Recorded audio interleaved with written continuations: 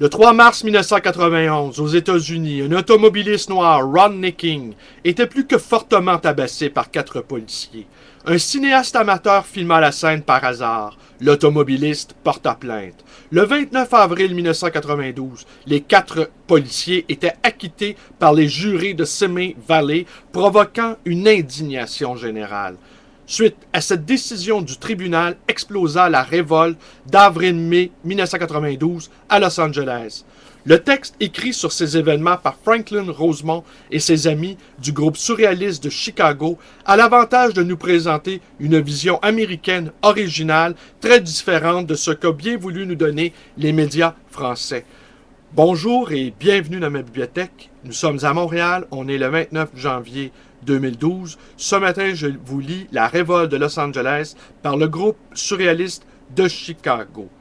Mais je voudrais, avant que vous ayez à l'esprit les événements qui se sont déroulés l'été dernier, les émeutes de Tottenham en Angleterre, ceux de la banlieue parisienne en 2005, et de même que les émeutes de Montréal-Nord en 2008, afin que vous établissiez des parallèles avec le texte que je lis à l'instant.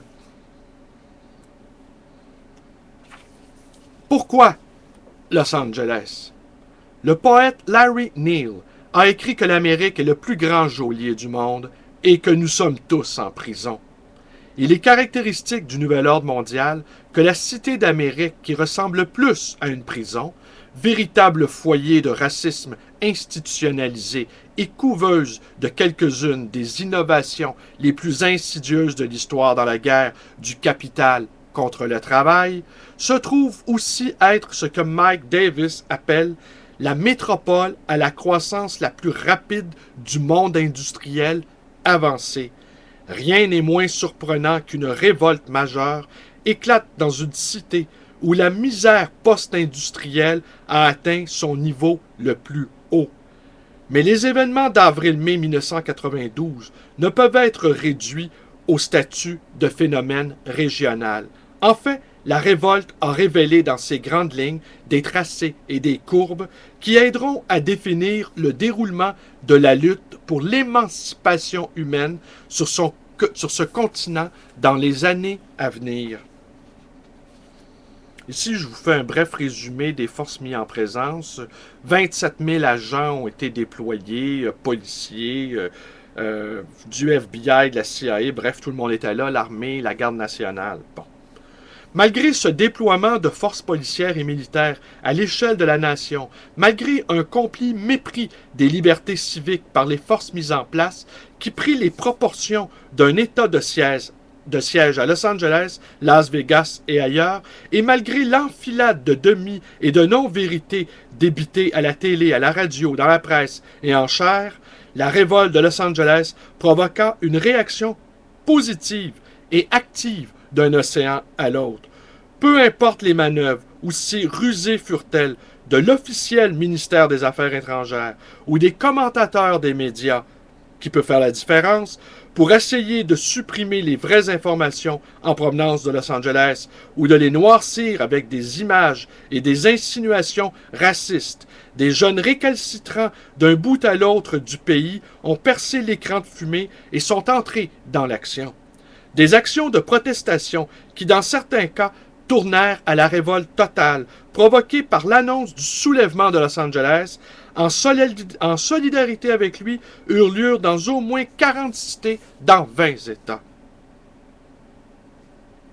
Comme cela est vrai de la révolte de Los Angeles elle-même, peu, sinon aucune de ces révoltes de solidarité ne furent menées, ou même à vrai dire affectées de quelque façon par la gauche organisée. Sans la moindre préparation à un tel soulèvement, dont quelques théoriciens de pointe avaient en fait prouvé l'impossibilité dans ce qu'il aime appeler à cette époque postmoderne la gauche, à de très rares exceptions près, ne contribua ni aux événements eux-mêmes, ni à leur clarification théorique ultérieure. Dans la presse américaine dite de gauche, la couverture de la révolte de Los Angeles oscilla de manière caractéristique entre les génuflexions avec torsion de main sur la tragédie et l'autosatisfaction cynique tirée de cet événement qui, comme n'importe quel événement, n'importe où, n'importe quand, soutenait une fois de plus tel ou tel programme archaïque. Tout ou plus, les sectes de gauche prêtèrent un certain soutien aux manifestations d'après la révolte, auxquelles néanmoins elles tentèrent trop souvent d'imposer un point de vue réformiste, en liant les revendications pour un travail moins dénué de sens au sort du Parti démocrate, dont l'écœurante campagne présidentielle aborda la révolte de Los Angeles et en jouant la carte Sister Souljah pour réaffirmer avec force et insistance cette évidence que Bill More Cops on the Street, Clinton, n'était derrière son saxophone qu'un politicien blanc conservateur de plus.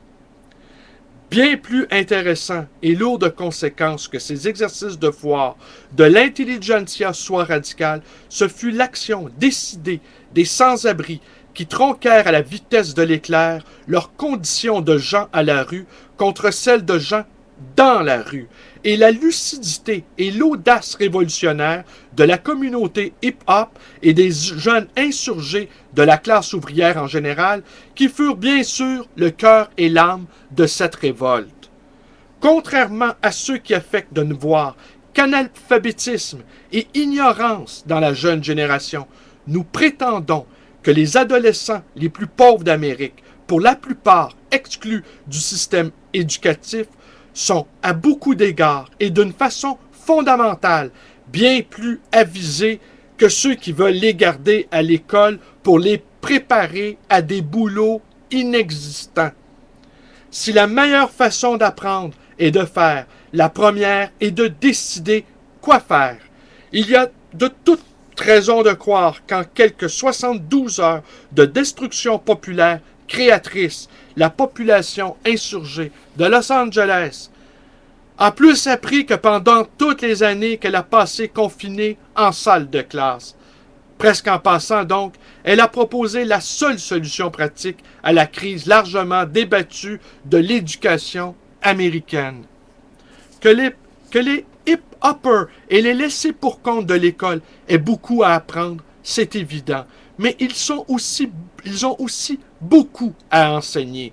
On aurait tort de minimiser l'inévitable confusion et dans certains cas la franche misogynie et l'hystérie anti-coréenne qui affligent la communauté hip-hop et les rappers qui constituent son expression publique la plus connue.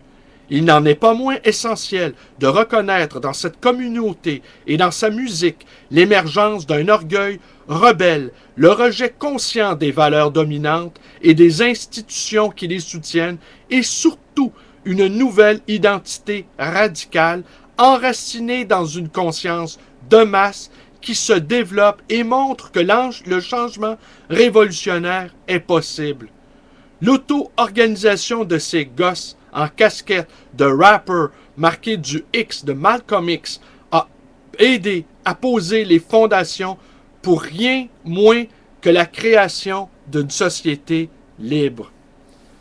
En contraste hilarant avec le puritanisme sinistre et la rhétorique réaliste de la gauche, les nouveaux guérilleros urbains de Los Angeles voulaient se payer du bon temps. Interrogés par des reporters sur les raisons du pillage, beaucoup répondirent « Parce que c'est le fun ».